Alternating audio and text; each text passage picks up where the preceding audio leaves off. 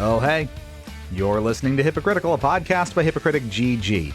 I'm Lou, some call me Cheat Speak, and when we first brought this podcast back, it wasn't with the intention of making too much content about current events or too much topical discussion. Whoops.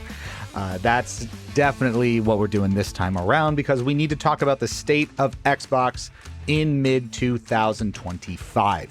All of the recent layoffs that were announced here in early July, what I perceive as fading fan loyalty amongst those who've been dedicated to the brand, and what their strategy looks like going forward, because while the numbers suggest things are very rosy, the actual player engagement and some of the talk around town paints a potentially much different story. So let's start at the top with layoffs, cancellations. Oh my. As you've no doubt heard by now, and depending on when you're listening to this, in early July of 2025, Microsoft announced that over 9,000 employees were getting laid off, hitting very hard their Xbox division and all of the game studios and hardware, software, platform development teams associated with it. Just to kind of cover, even briefly, the scope of what has happened here, we tried to pull together a list of all of the studios and all the people that were impacted by this. Even that was challenging because of the scale and the size of these actions. So this is what is likely a non-exhaustive and very incomplete list of what has happened over the past few days within Microsoft. King, the studio that develops Candy Crush and other sort of mobile games like that, is an Xbox brand. They have lost about 200 people, which is 10% of its studio. Forza developer Team 10 has essentially been cut in half, with Forza Motorsport canceled completely, and that studio becoming quite literally half the size that it used to be. Romero Games, which is a studio founded by John Romero of Wolfenstein and Doom and Quake fame, plus his wife Brenda as sort of a husband and wife tandem. That studio has closed completely, with over 100 people now unemployed after Microsoft pulled funding for their latest works. The long gestating Perfect Dark Resurrection has been canceled, and that game's developer, The Initiative, has been shuttered completely, with, I imagine, hundreds of people impacted by that. Rare's long-awaited Everwild project has been canceled, and key executives have left Rare who have been with the company for a very, very long time as a result of that. And even core brands and moneymakers for Xbox have been duly affected by this.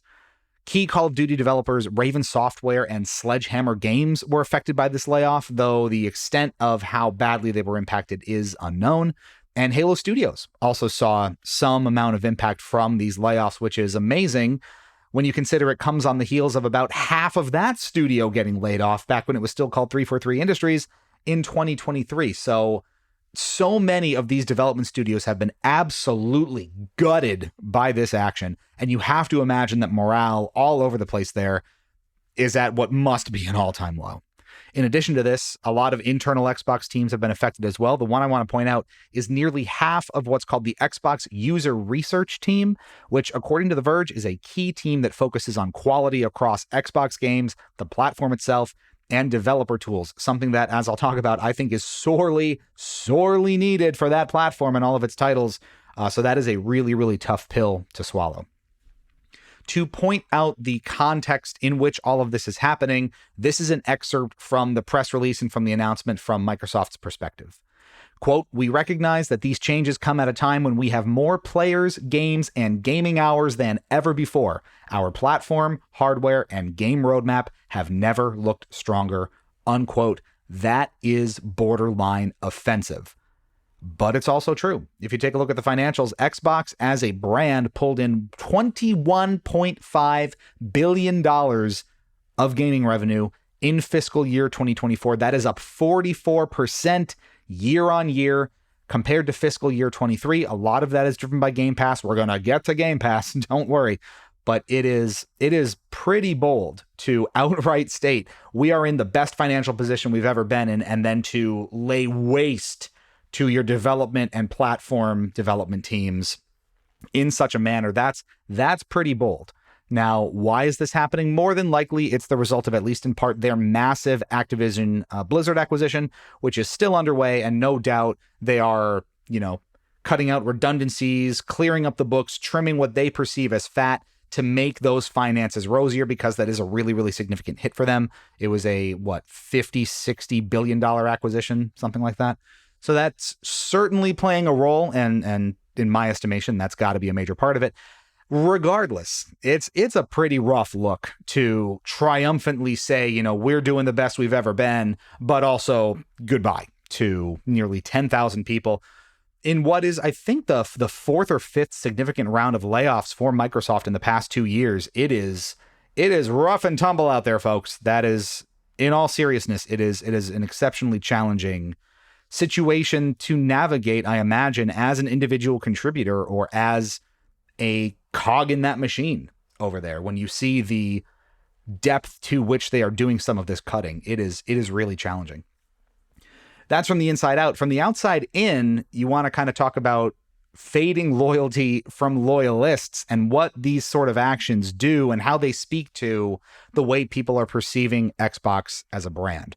I can speak a little bit more confidently on this particular point because I would consider myself an Xbox loyalist. I have owned Xbox consoles consistently and constantly since 2003, I believe, was the first time that I got my hands on the original Xbox and own it. It has been my primary gaming platform ever since. So if there's something that I wanted to play, in all likelihood, I would go try to play it on my Xbox. The original Xbox, Xbox 360, Xbox One, Xbox Series X, all the way through time here. So that is over 20 years of loyalty to that brand and treating it as the primary conduit for most of my game time, aside from, some of the Nintendo things. For multi-platform stuff, I wanted it on Xbox and nowhere else. Even from a borderline apologist perspective, who is loyal to that brand, who is loyal to that marketplace, who is loyal to the platform, that ecosystem quality, from my point of view, is declining, and quickly. Now, this is going to be one person's experience. Your mileage may vary. I may just have some very unfortunate circumstances happening here, but I'm going to lay it out from my perspective over the past couple years, especially of Series X ownership. It has been unpleasant, to put it mildly. I have had at least one controller fail within weeks of purchase. I custom ordered a controller for myself. I went back and looked at the receipts and checked the timeline. Within 3.5 weeks, it desynced from the console so hard, it has never reconnected to anything since. Not the Xbox Series X, not my Mac, not a PC. Nothing else will get this thing to work. It completely bricked less than a month after purchase.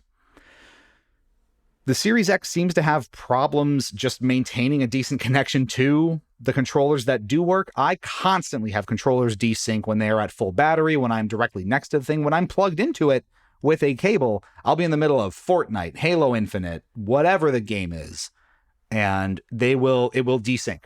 Voice chat will blow up. It'll take me multiple minutes to get everything kind of reconfigured again, because more often than not, it won't then reconnect via wireless. So I have to go dig out a wire, plug it in, get the whole system working again, and by then I'm almost assuredly dead and letting my team down in whatever I'm playing. This has been constant for years. Accessory incompatibility has always been an issue. Where's Bluetooth headset support? Why has that not happened? It's never going to happen.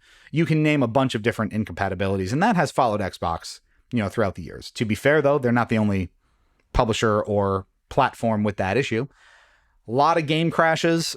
For many multi-platform titles, the Xbox version, Baldur's Gate 3 in particular comes to mind, is the worst, or the buggiest, or the least optimized, or the least practical and enjoyable way to play that particular game. It was particularly impactful in things like Baldur's Gate for quite a while. The console boot loops, there are game launch issues that have been persistent for years across so many factory resets, across repairs, across all sorts of different external hard drives that I've tried. It just doesn't like to work reliably. Again, this is one person's perspective. Your mileage may vary and you may have a radically different experience, but especially in recent months, it has been a fight to get the thing to work properly so I can just sit down and play a game. 3 times out of 4, I'll encounter some issue that causes me to take multiple minutes to diagnose and address to get a game up and running.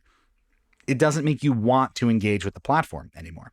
On top of that, a relative sort of lack of exclusives for the platform means that I'm more inclined to seek out those games that I would normally play on Xbox elsewhere, where the quality bar is higher, where I'm already inclined to spend more time, where I already, probably have other games that I've been playing. And so I can start to integrate my playtime over somewhere else.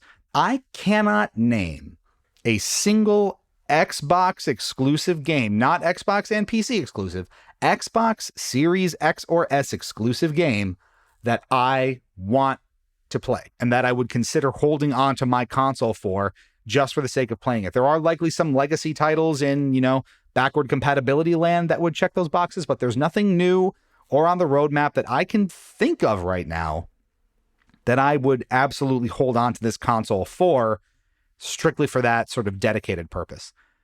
Nintendo has always been amazing with this. Sony has multiple quality exclusives that draw you to their platform and make you want to play their games on their hardware. It has been a very long time since I have had that experience with Xbox. And again, with so many issues with the platform and with the ecosystem and so many hoops I need to jump through to just sit down and have fun, I don't want to do that on Xbox. Certainly not like I used to.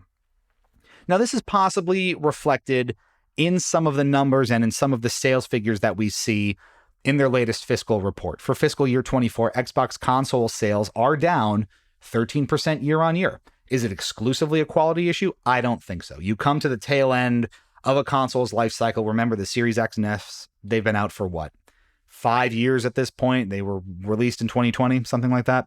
You're naturally going to start tailing off as consoles age and you start to rev up their successor. That said, it's still an important data point that I think merits consideration.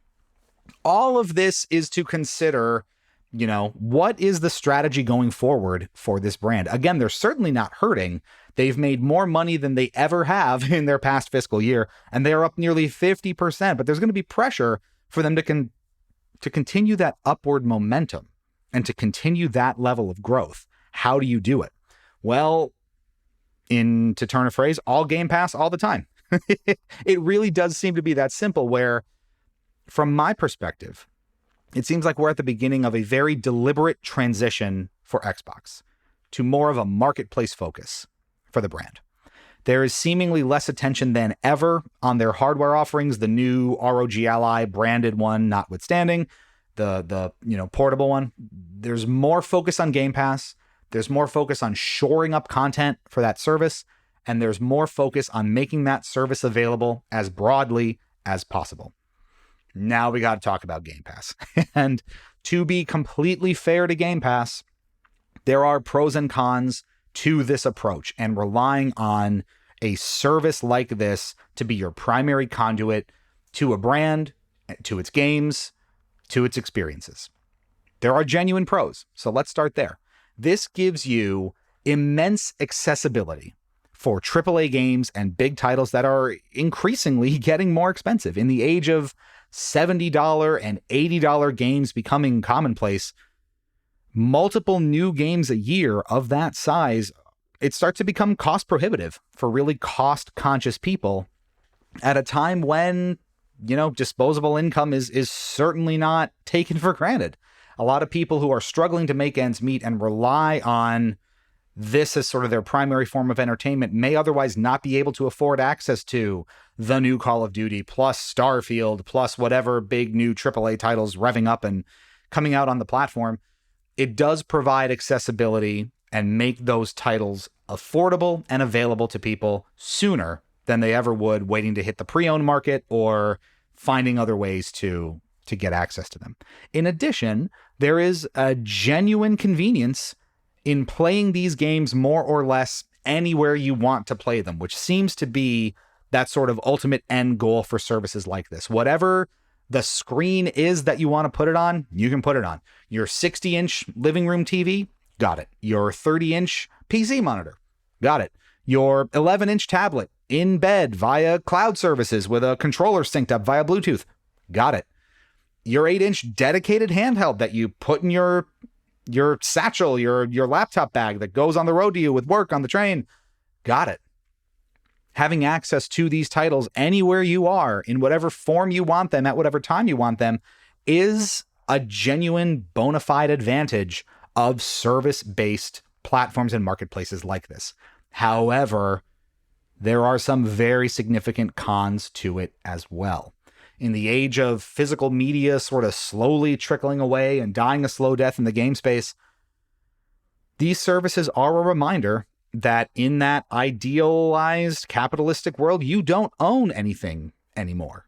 And that is basically the corporate wet dream, right? Recurring subscription-based revenue from customers every month, reliably, all the time, in place of buy once, have forever. That is just naturally the more revenue-friendly way to do business.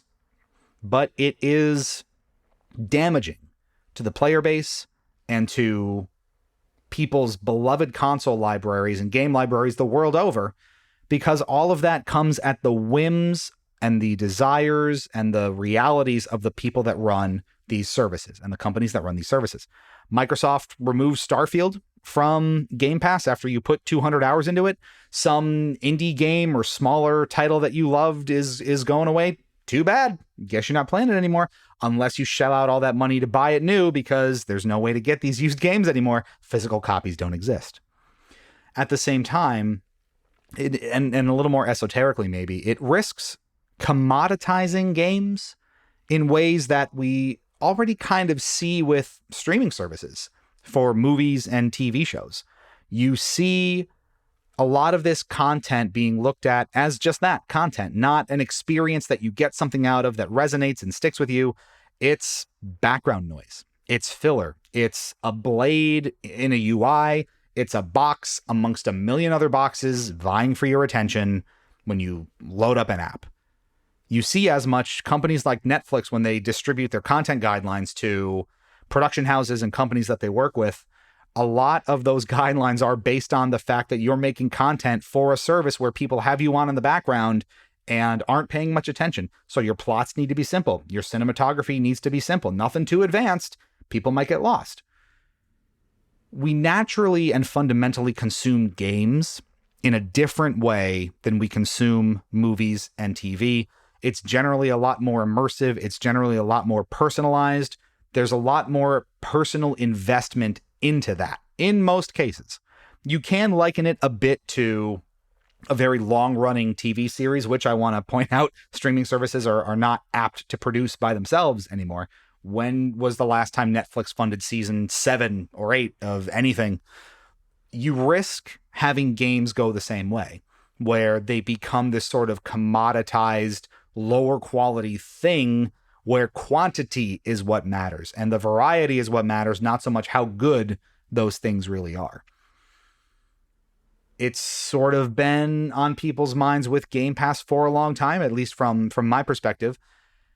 Things go in and off of the service. Again, you don't own what's on there. You just kind of have access to it for the length of time that you have access to it. And if you choose to stop paying, all of that goes away.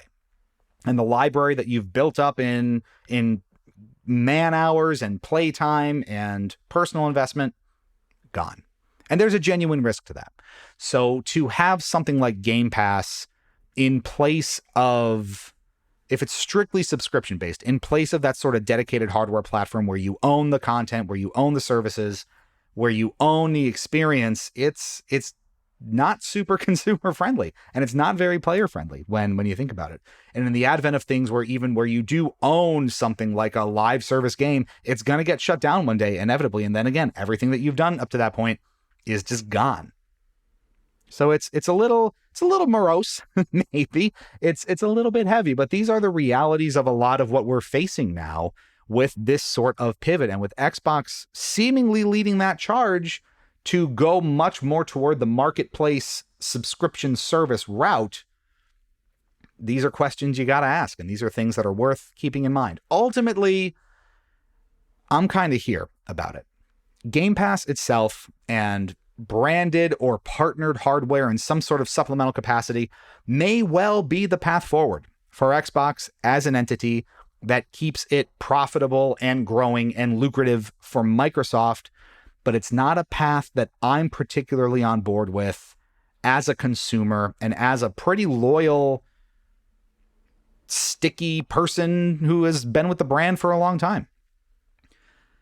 other consoles with true exclusives like the PlayStation 5 and the Switch or the Switch 2 have those more unique games and experiences that you cannot get anywhere else that make you want to spend time on those platforms. Services like Steam, where I can own and otherwise enjoy multi-platform titles, are becoming ever more attractive when seemingly Xbox is less and less interested in supporting that route.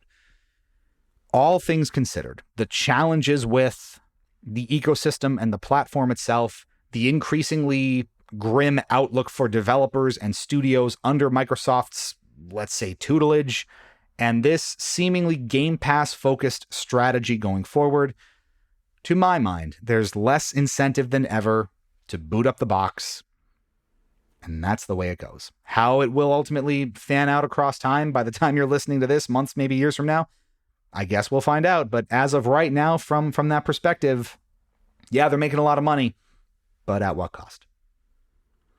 At any rate, that brings us to our post-show topics this time around, which you can discuss in the Hypocritical channel on our Discord. What's your take on all this? What's your read on the latest round of layoffs from Microsoft? How engaged are you with the Xbox brand? Do you have one now? Have you had one in the past? How does this all play out from your perspective? Let us know in the Discord. Would love to hear from you. Hypocritic.gg is your hub for all things Hypocritic. Check out our live streams, convention coverage, video reviews, industry interviews, and more. And join our Discord community where you can react to topics we discuss here on the podcast and get the inside scoop on what's coming next from us. Thanks so much for listening. Stay fresh, cheese bags. We'll catch you back here real soon.